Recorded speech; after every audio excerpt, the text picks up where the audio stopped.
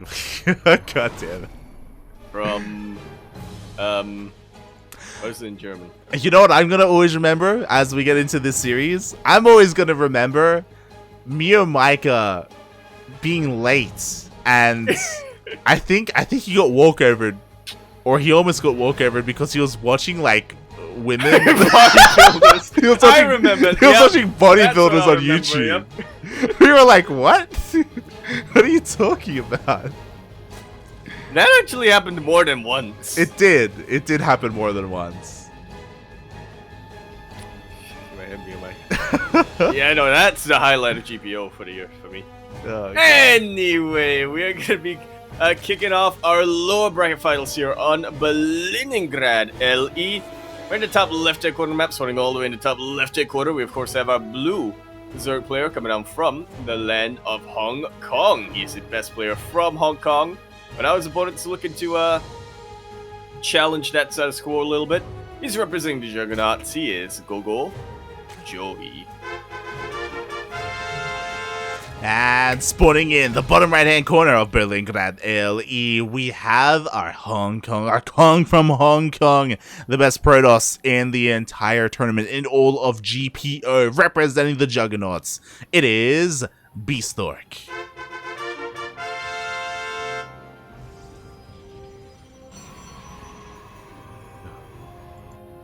Oh boy. Yeah, chat, well, let us know what your highlights of Grand Platypus Open have been throughout the year.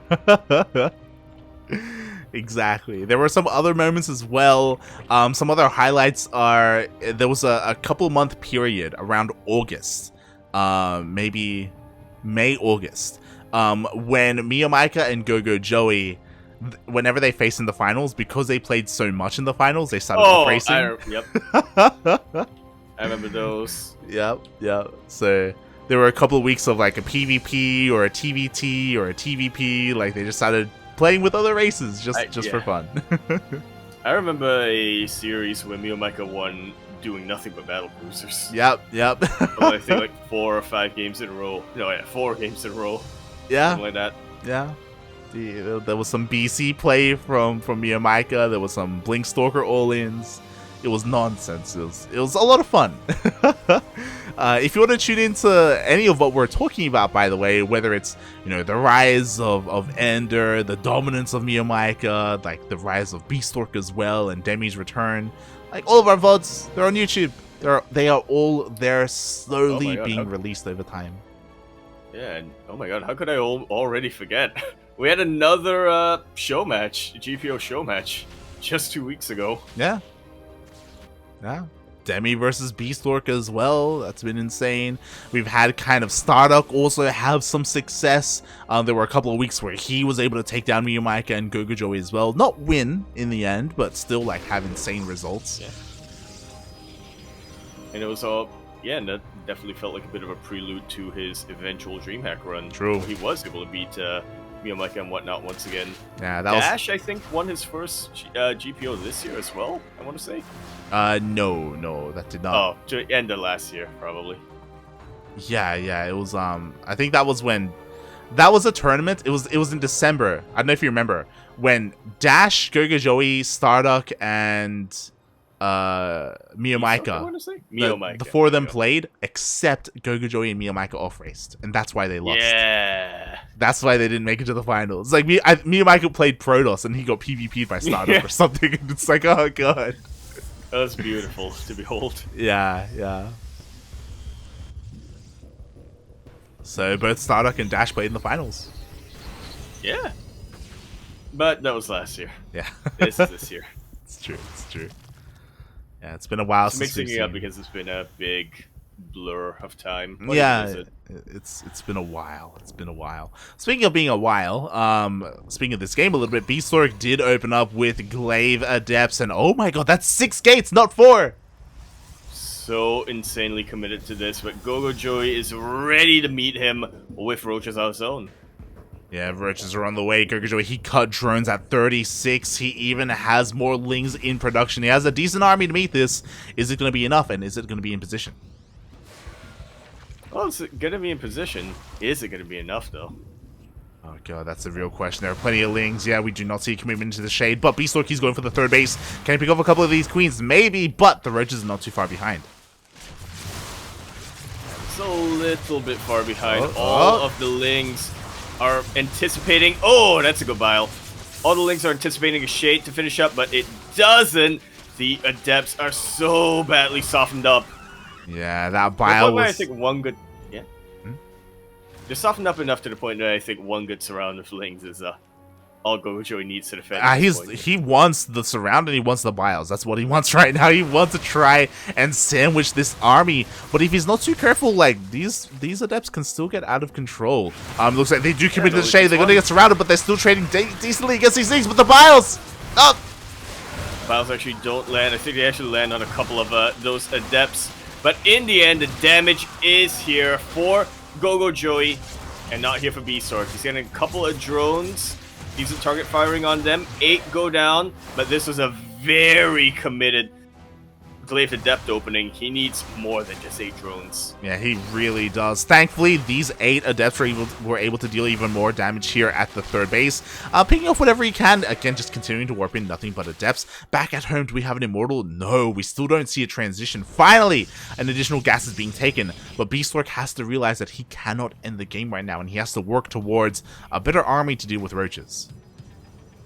And GogojOey has no idea about that Warp Prism, does he? Yeah, if he did, he may try to want to bile it down. Yeah, he still hasn't been able to really find the opportunity to get on top of it. Meanwhile, again, the Roach Ravager army is still looking insane, but still being kept at home here it is. And Bistork, he's working on disruptors. And it's really I would say, the best way to counter the Roaches and Ravagers, especially if GogojOey decides to go for a big counterattack. Yeah, exactly. Meanwhile, the Adepts are going to hit the third base. Have to be so careful. Couple of Lings are trickling in, and oh god, if these Adepts die, then it's all going to be over. He commits to the shade. Uh-oh. And immediately gets surrounded, but there aren't any Ravagers in position to really bile down these Adepts. There are a lot of Roaches though, and the Adepts are not targeting drones. They are in fact targeting, they are in fact trying to fight the Roaches and Ravagers. A couple more drones go down, and GogojOey is pretty behind on the worker count, but again, is this going to be enough for such a massive commitment? Yeah, the problem is that this is going to get cleaned up, and GogojOey, he's going to go for a big counterattack. Thankfully, Bistork does warp in a couple more Adepts, and again, like, he has to do whatever it takes to keep GogojOey at home. The first Disruptor comes out. One Disruptor is good. It's not going to be enough, though. We need a couple more.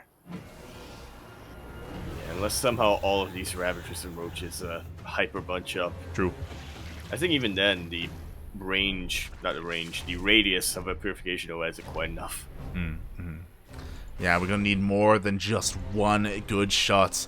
Meanwhile, GogojOey, he splits up, he defends his bases beautifully. The Adepts do not find a way into the main base or the third. Finally, GogojOey can drone up, and he's waiting. He's waiting for the moment when Roach Speed finishes. And as soon as that's done, I imagine he's gonna send everything he can across the map, and it's gonna be a hard hold for Bistork. Yeah, we don't see any shield batteries in position right now. 2 Disruptors are nice, but I don't think it's going to be good enough.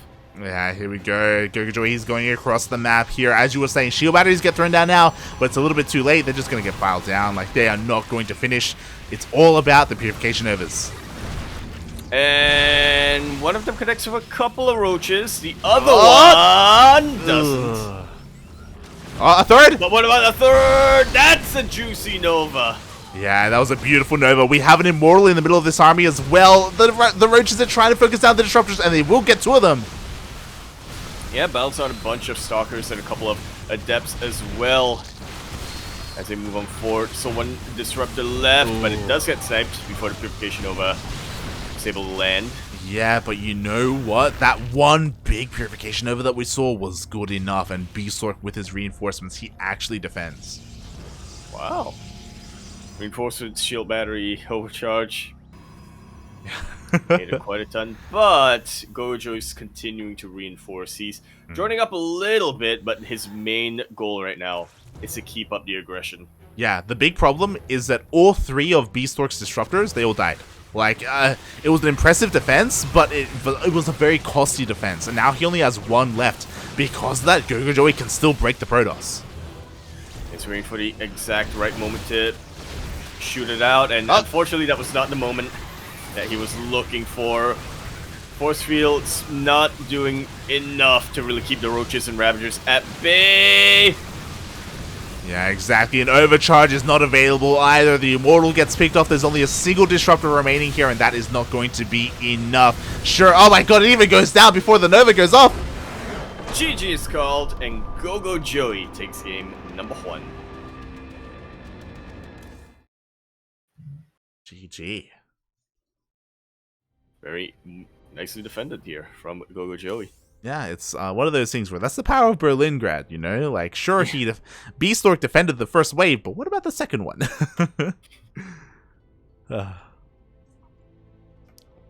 That's what you always want to watch out for. Yeah, yeah. And GG, GogojOey, he kind of prepared himself he took it very seriously, the Glaive Adept opening that he was going up against. I didn't I didn't check to see if GogojOey actually saw all the gateways, so I don't know if he knew how committed Bistork was, but regardless, like, he was very prepared, very prepared. Yeah. Well, he definitely saw. Well, now you mention it. He saw at least 4 gateways, I have to imagine.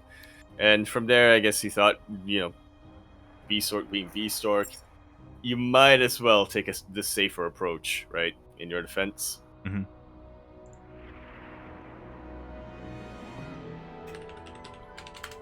Yeah, and that's exactly what GogojOey did, and he came out on top because of it.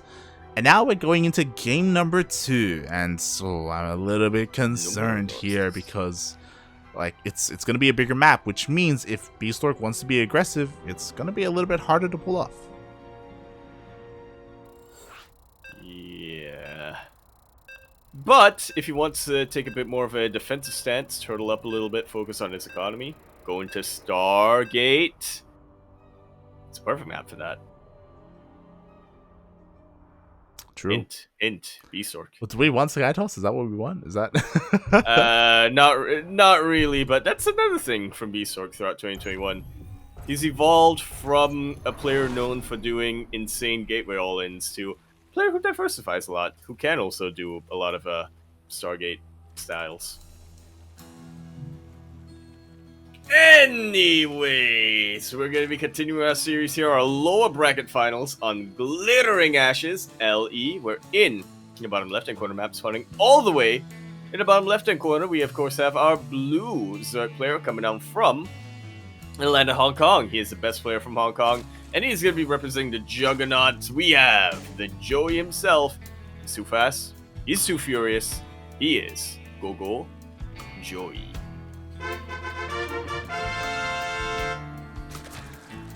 Spawning in the top right-hand corner of Glittering Ashes LE, we have the Kong from Hong Kong, the beast who strokes his beef constantly.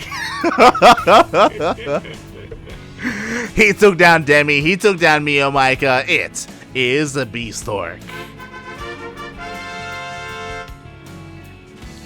You know what? I'm gonna say that's another highlight for me for Grand Platypus Open. Bistork being known as the Beef Stroker. Yeah. I don't know if that's a good thing. How did that even come up? I don't even remember the origins of that. Yeah, I think it was just... I want to say you misspoke once or something. Or maybe someone in the chat said it. I think someone in the chat said it. And we just went with it. And then we got a tip from somebody who said, yeah, stroke that beef. Yeah. Like that. Then we just continued. Yeah, I'm pretty sure it started in the chat. Kind of like a Space Moon Milk like scenario. You're like, I do not want to take responsibility for this meme at all. I may have perpetrated it, but I did not start it. There you go. Yeah, beautiful, mate, beautiful. Is it? I mean, there can be some beauty in that. They can. Yeah. I think it started off because we were talking about beefy compositions and how the Soul Train or the Soul Train variant with Chargelets is a beefy push? Question mark? I don't remember. Nah, I'm pretty sure. I'm pretty sure it's not in the chat. Yeah, it wasn't us. Because I remember every single time we would cast Bistork, I can't remember his name, but he would show up in the chat and he'd be like, "Yo, I'm ready for my Beefstrike. Let's go." Well, yo, was it Chaos? It might have been Chaos. It may have been Chaos. That's another great moment. This is not of GPO, but of the year. The birth of Yakuzaku. When Yaku came out in the emergency room, he came out screaming, mate. Hey! Yeah. It was a silent night until I popped out. Yeah. As soon as he popped out, mate, he was already doing his intro. Chaos Born Serenity. Yeah. Yeah. Not Chaos Fate. Chaos Born. Yeah, that's what I was saying. Chaos Born Serenity. Beautiful. A lot to reminisce about. It's been a long year, mate. It's been a long year. Especially if you consider this year to be a continuation of last year. Which I think most years are, if you think about it. They're a continuation of the previous year. Yeah, funnily enough. If 1 year comes, funny how that works out, yeah. It's after a year. Yeah. Oh. It's math. Logic. Speaking of logic, you were correct. We are seeing Skytoss on Glittering Ashes. So yeah, boy. Makes plenty of sense. It's a bigger map. Why not open up with the Stargate? Oracle is zooming across the map alongside the Void Ray. We'll see what damage can get done. There's already a Queen. There's already some Spores. Ooh, transferring drones. Oh, doesn't go for them. Yeah, unfortunately dives straight into Queens, and there's really nothing too vulnerable to take. Could throw down there's the Stasis Ward, but GogojOey reacts. He does react at the same time. Void Ray's hitting the natural base, but there's already a Spore here, and oohs a little bit on A move, so the Void Ray does not get any drone kills. Yeah, a little too preoccupied on Spore Crawler there. By the time Bistork realized the Queens have repositioned themselves, or had repositioned themselves. Look. Yeah, they're already here, so the Void Ray wasn't able to get anything done. And meanwhile, it is going to be Skytoss. There's the second Stargate. There is the Forge as well. So we're going full on Skytoss here from Bistork. God damn it. I was kind of hoping for an early Fleet Beacon for some Tempest play coming up here, but it was not meant to be. That's another highlight, I would say. Yeah. 2021. I guess so. Oh god, it's another one. Obviously, it happened later on in the year, but Steel Molds going full furry on us. Yeah, Steel Molds VTube rig. Yeah, his VTuber persona. Yep. Great. Persona. that's exactly what I was thinking of. Yeah. Oh god. He makes up for the lack of hair on his head with the hair on his persona. On the puppet, yeah. Yeah. It's great. And that's why we put him in a home. GogojOey gets a really nice scout on the main base of Bistork. He notices, before his Overlord goes down, he notices the 4 gates coming up, so yeah, there is a transition to more ground units. Exactly, like GogojOey has to take this seriously. Like, what's scary about this is that one, there are a decent amount of Void Rays, and the Void Ray production is not stopping, but there are also going to be Chargelets here on the ground to help support this. So GogojOey, he can't stop Queen production. He also needs something else to support his Queens. Like, Pure Queen is going to struggle a little bit. We need, say, a Roach Warren or even Banelings. Yeah, these Queens are going to do great against the Void Rays, but what about the Chargelets coming this way? Exactly, but I guess that is an if for Bistork. Like, all these gateways, is he looking to be aggressive with Chargelets, or are they there just to warp in, just in case to defend at home? Because he actually gets a Fleet Beacon and a 3rd Stargate as well, so he's setting himself up for carrier production. Yeah, that's Actually, really, really good thing to consider right now. Because it's not like Bistork has the economy where he can warp in and produce out of his gateway, the Stargates at the same time. That was a kill on the 4th base, not a cancel. Jesus Christ. Bistork finding more damage than he really should have, to be honest. But this may work out for GogojOey anyway, because he threw down a Spire and he is going for mutas. 14 mutas just popped out. They're going to be going across the map. Maybe they can catch the Void Rays. Maybe they can deal some damage. In the mineral line.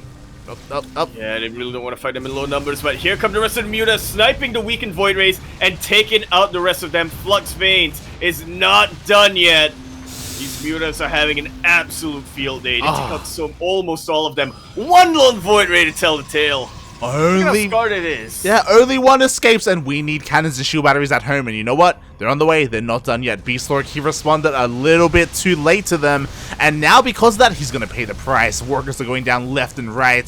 The carriers do push away the mutas for now, but GogojOey dealt so much damage with them. Yeah, taking out basically every Void Ray, which also means that he's not going to have to worry about his Corruptors when he eventually gets them. Plus, those probes that he took out. Oh, beautiful damage. Yeah, from a loser player. And I love what GogojOey is doing right now. Because all the Void Rays were killed except for one, now we can go for a Queen Walk. Like, what can deal with these Queens? 3 carriers are not enough. The Interceptors they're just going to get picked up. Well, pretty soon we're going to be down to about 3 Interceptors because, yeah, they're just getting picked off left and right. The transfuses are just too good. None of the Queens are dying. We need Zealots here to help support the army, but at the same time, mutas are hitting the fresh base and forcing warp-ins of Stalkers. And that's the last thing you want against Roaches. Well, as Stalkers are decent against Roaches, but not without Blink. Yeah, and Bistork's economy is being crippled. Like, he just doesn't have a bank. He doesn't have an economy to really support any kind of army. And sure, these mutas are going to get taken out. But what about the Queens and what about the Roaches? Nothing, mate. The plus He's one? getting a little bit desperate. He's trying to get some Tempest out now so he can try to kite back, but I think it's too little too late. Plus 1 is denied. The Queens haven't even used a transfuse. They haven't needed to yet. Jesus Christ. And you may be wondering, like, yo, the Queens, can they even reach the carries? It doesn't matter, they're just killing the Interceptors. The carries are literally running out, and Bistork has no more money. He's running out of minerals to replenish them. Oh, yeah. Told you we'd be down to 3 Interceptors. We really are. Meanwhile, the mutas weren't actually dealt with. Oh my god. The Tempests are wasting so much time. Yeah. Trying to deal with the mutas. The Tempests were here to deal specifically with the Queens, because as you were saying, Queens could just deal with the Interceptors, but instead, they waste their time and their damage on the Mutalisk. So much more damage is dealt. Bistork is bankrupt. Yeah, that he is. Meanwhile, the Natural's going to go down. The 3rd base is going to go down as well. Bistork is going to go down to only a single base. And sure, you could argue, yo, Tempests are the best unit in the game right now. Like what? They can't die. But now we have Corruptors on the way. Like, enough damage has been dealt. And no Void Rays. Yeah, no Void Rays. There's no answer. 90 chests coming out here from GogojOey. 64 probes have gone down. Jesus. I was staring at that left side of my screen until it, thankfully, it despawns. That was an insane amount of economic damage. We are down to 7 workers here for Bistork. He does have a big army, but carriers need Interceptors to attack, and we don't even have enough minerals to replenish all the Interceptors. Tempests are good, but against Corruptors, not so much. Yeah, especially if your backup is carriers without any Interceptors. They're just very expensive tanks, or they're a very expensive buffer at the moment. Yeah. For the Tempests. Like, this Interceptor has this carrier has 2 Interceptors, 2, 3, 4. Like, it's not looking good here for Bistork. Oh no. To say the least. Everything's getting sniped. Now, honestly, GogojOey's target firing, he doesn't need to. Yeah. He's got way too much. GG is called, and GogojOey, unfortunately, will put an end to the Protoss hopes and dreams, but he gives himself a second shot at going up against Ender in the Grand Finales.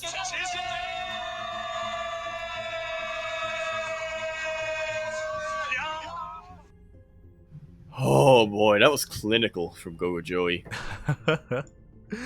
GG, well played, GogojOey. Both in game 1 and game 2, he went up against what is like relatively standard in Protoss. You know, we had Glaveadeps game 1 and then Skytoss game 2, and he was able to deal with it beautifully. We didn't get to see that signature Bistork flare that we usually see, that I'm sure he used to take down the previous Zergs, but I'm sure that's also because they're pretty close, they're countrymen, right? I'm sure Bistork is like, I can't do like these weird quirky builds that I usually do against GogojOey. I have to do something else. I have to try and take him into the late game or into the mid game. But GogojOey was just too good.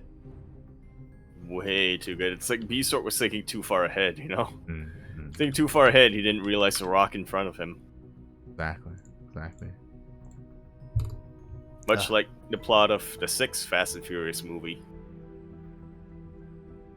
I don't realize the rock is driving. I think that was the 6th movie.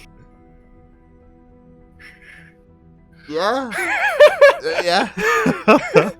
Yeah. Oh, May Dwayne. He didn't see him. It was too close. You know what they say? Objects in the mirror appear closer than they really are. Yeah.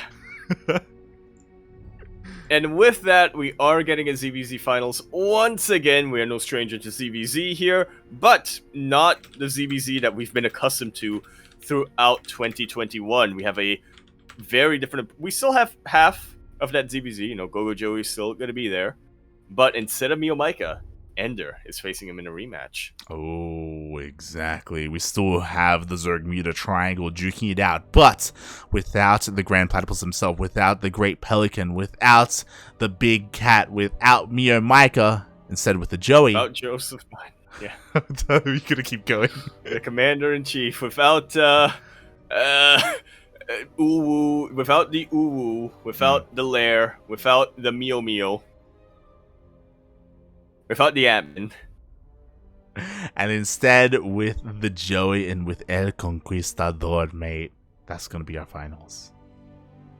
See. And it's gonna be coming up after these messages.